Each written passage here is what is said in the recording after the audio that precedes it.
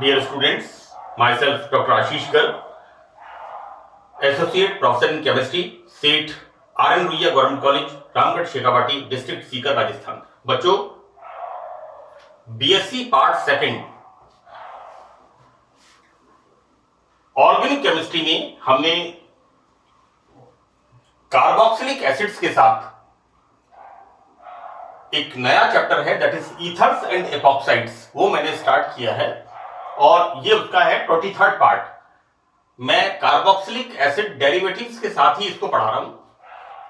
बच्चों, ईथर मैंने स्टार्ट किया था इन द पार्ट 19वें पार्ट से मैंने इसको स्टार्ट किया था।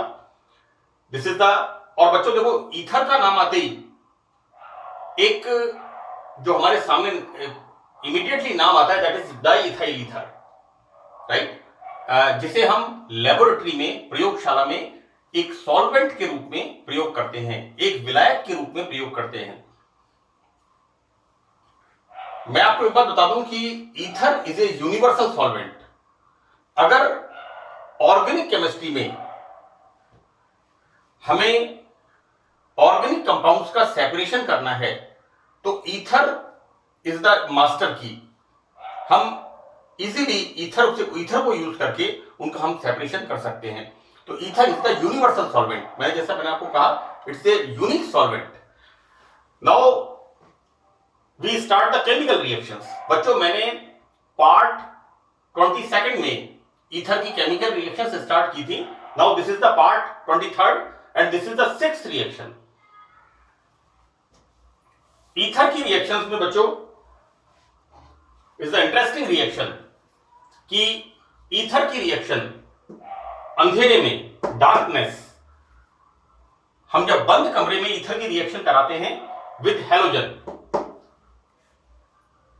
ईथर हेलोजन के साथ रिएक्शन करके halogen substituted ether, halogen substituted compound बनाते हैं। और इसमें एक इंटरेस्टिंग चीज क्या होती है कि यहां पर ईथरल ऑक्सीजन के पास जो कार्बन होते हैं बच्चों, इसके रेस्पेक्ट में ये alpha and this is alpha dash, और हम इसको क्या कह सकते हैं, इस ऑक्सीजन के रेस्पेक्ट में दिस इज अल्फा डैश, और this is alpha dash, vice versa, एक ही बात है। यहां पर जो हेलोजन की रिएक्शन होती है, ये हेलोजन की रिएक्शन बंद कमरे में, विदाउट लाइट, यहां पर ये जो ईथरल ऑक्सीजन से लगा हुआ कार्बन है, या तो अल्फा है या अल्फा डैश है, इसका एक हाइड्रोजन CH2, एक हाइड्रोजन Cl से रिप्लेस होता है, और उसके बाद दूसरा जो अल्फा डैश है उसका हाइड्रोजन Cl से रिप्लेस होता है, और इस तरह से ईथर हेलोजन के साथ रिएक्शन करके ये बनाता है, this is alpha dash dichloro diethyl ether. बच्चों, इसको हम ये भी कह सकते हैं, दिस इज अल्फा डैश, एक ही बात है, राइट। इस ईथरल ऑक्सीजन के, this is the functional group, right. तो बेटा, ये अल्फा है तो ये अल्फा डैश है, और अगर ये अल्फा है तो ये अल्फा डैश है, राइट। जैसा हम जब हम टार्टरिक एसिड का फॉर्मूला देते हैं तो वहां पर कहते हैं कि alpha and alpha dash dihydroxy tartaric acid. मैंने टार्टरिक एसिड का फॉर्मूला आपको बताया है कार्बोक्सिलिक एसिड के अंदर, राइट। अब एक और इंपॉर्टेंट चीज कि सनलाइट की प्रेजेंस में, इन द प्रेजेंस ऑफ सनलाइट, जब ईथर की रिएक्शन हम Cl2 से कराते हैं बच्चों, इट्स इंटरेस्टिंग, यहां पर ईथर में जितने भी हाइड्रोजन होते हैं इथाइल ग्रुप के, दिस इज 3 and 2 5, 2 and 3 5, यहां पर जितने भी हाइड्रोजन होते हैं वो Cl से रिप्लेस हो जाते हैं, and this is the formation of perchloroether. The name of this compound is perchloroether. तो बच्चों, यहां पर सनलाइट में ईथर की हेलोजन के साथ रिएक्शन एंड फॉर्मेशन ऑफ परक्लोरोईथर, यानी यहां पर alpha and beta this is alpha dash and beta dash.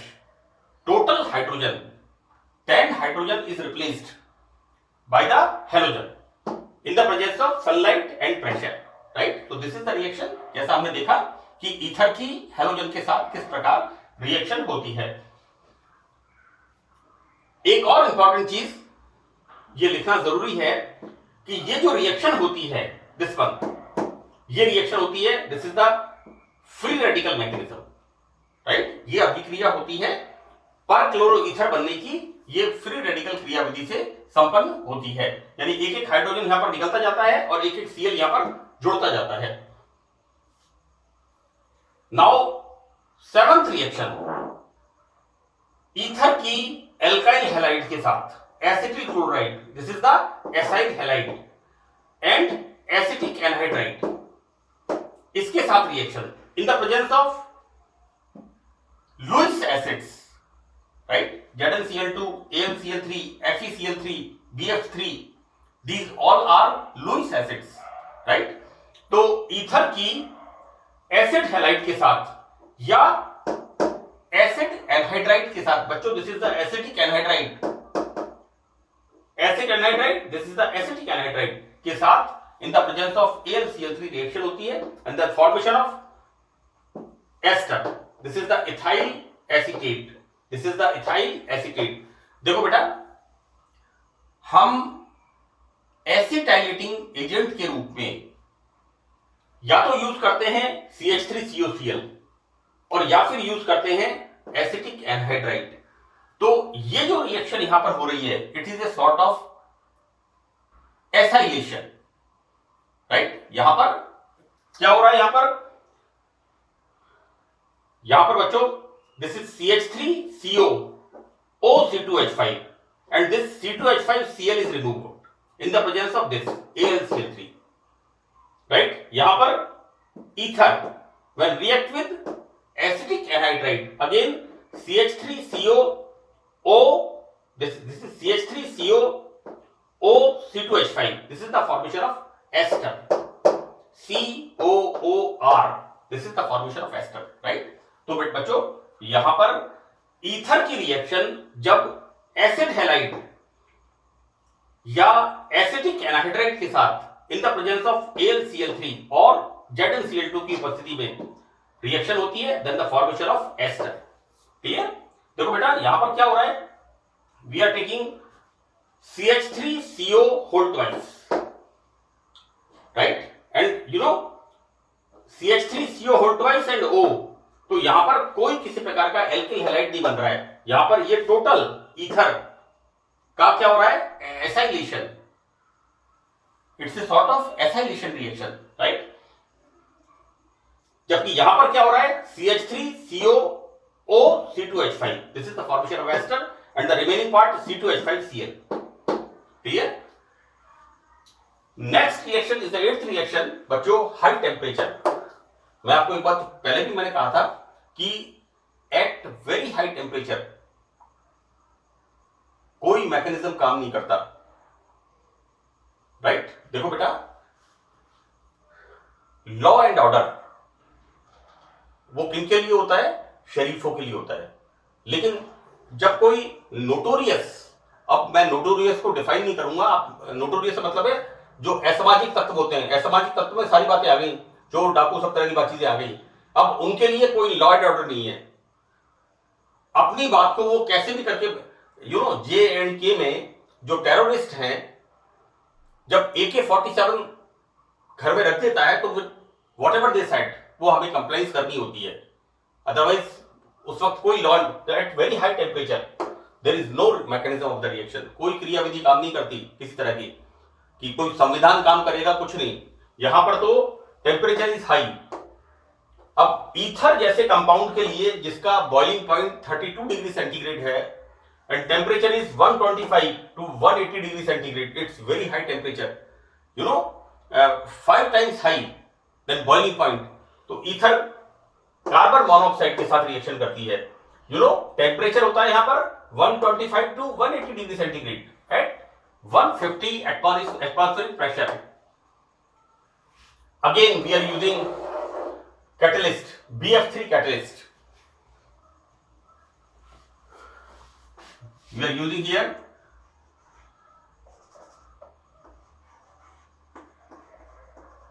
BF3 as a catalyst.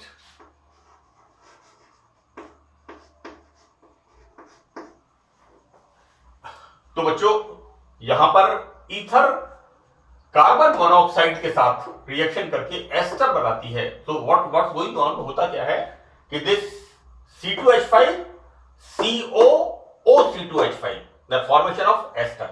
This is COO-C2H5. देखो बेटा यहां क्या बन रहा है, यहां एस्टर बन रहा है एक कार्बन एटम ज्यादा वाला. यहां पर 2 कार्बन से 3 कार्बन, और ये कार्बन कहां से आया, कार्बन मोनोऑक्साइड से. And you no it's high atmospheric pressure. Reaction is undergo at high atmospheric pressure, right, at high temperature in the presence of catalyst. सारी बातें हो गई, कैटलिस्ट भी है, हाई टेम्परेचर भी है, हाई प्रेशर भी है. तो यहां पर ये इसके साथ एक तरह से sort of addition reaction, right. और यहां बनता है 1 2 3. This is alkyl alkanoate, then the formation of ethyl propanoate, right. Next reaction ether when react with PCl5 it forms alkyl halide. यहां पर ईथर की PCl5 से जब अभी रिएक्शन होती है देन एल्किल हैलाइड्स का फॉर्मेशन होता है. तो बच्चों होता क्या है यहां पर,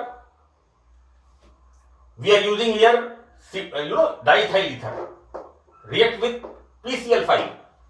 now both the ethyl group react with Cl and form alkyl halide.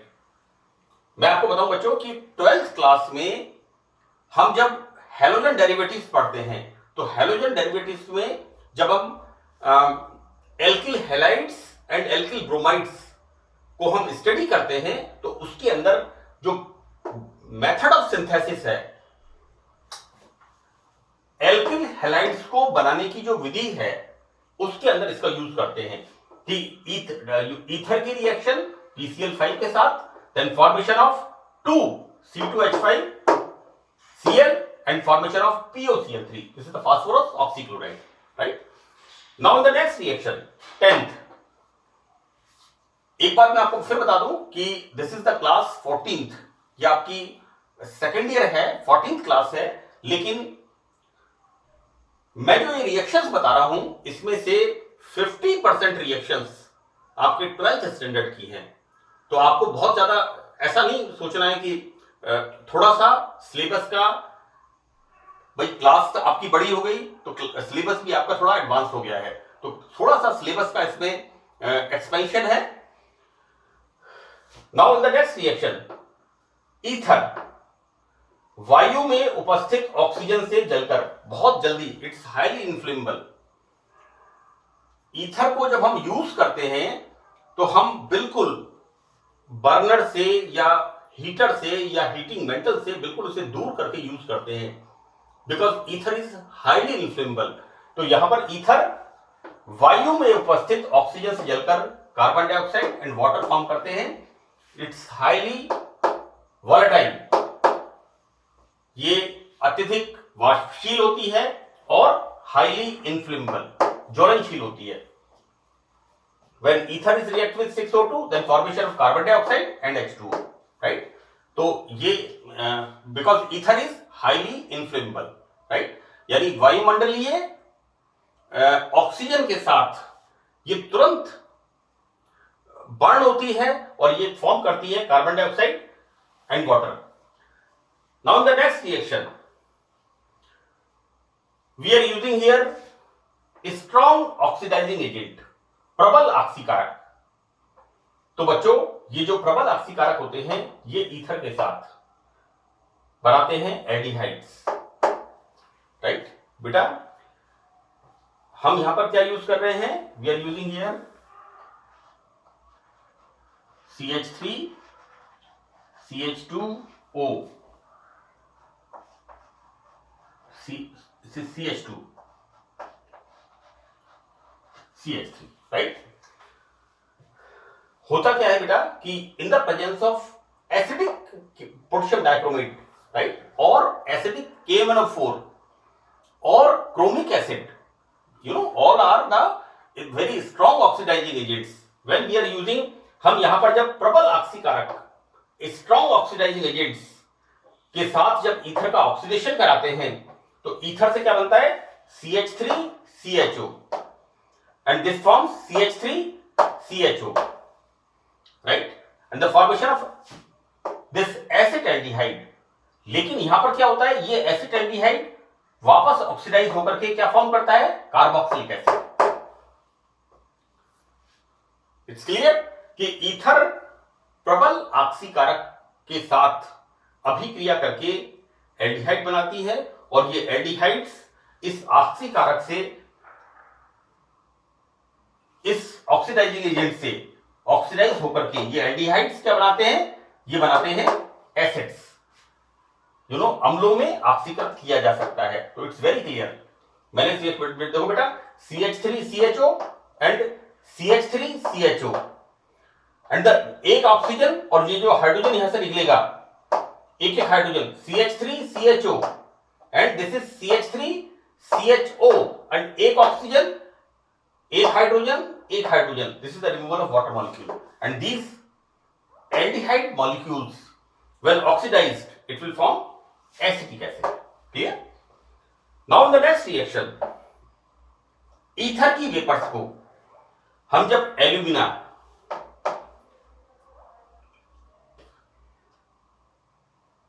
This is the Al2O3 इसके ऊपर से जब प्रवाहित करते हैं तो बच्चों इसका क्या हो जाता है, निर्जलीकरण. इसमें से पानी का अणु बाहर, सी यहां पर C2H5 एंड C2H5, तो बेटा एक हाइड्रोजन इसमें से और एक हाइड्रोजन इसमें से and formation of C2H4. This is the formation of unsaturated hydrocarbon. ये रिएक्शन बहुत इंपॉर्टेंट है. मुझे अच्छी तरह याद है when I was in the BSc part first और इन द 12th स्टैंडर्ड की क्वेश्चन आता था 1 नंबर का कि formation of unsaturated compound from the ether, right. तो what we are doing here, ether, अब temperature is very high and boiling point of the ether is 32 degree centigrade, right. तो बच्चों ether इतने high temperature पर, यानी हम यहां पर लिखा है हमने कि ईथर की वाष्प को हाई टेम्परेचर एल्यूमिना के ऊपर, यानी यहां पर अप्रोक्सीमेट मैं आपको बताऊं 10 times higher temperature boiling point of the ether. तो यहां पर ईथर वेपर्स को जब एल्यूमिना के ऊपर पास करते हैं तो यहां पर इसका क्या होता है, this is the dehydration, removal of water molecule and formation of unsaturated compounds, right. तो मुझे उम्मीद है कि आपको ये पार्ट 23 अच्छी तरह समझ में आएगा.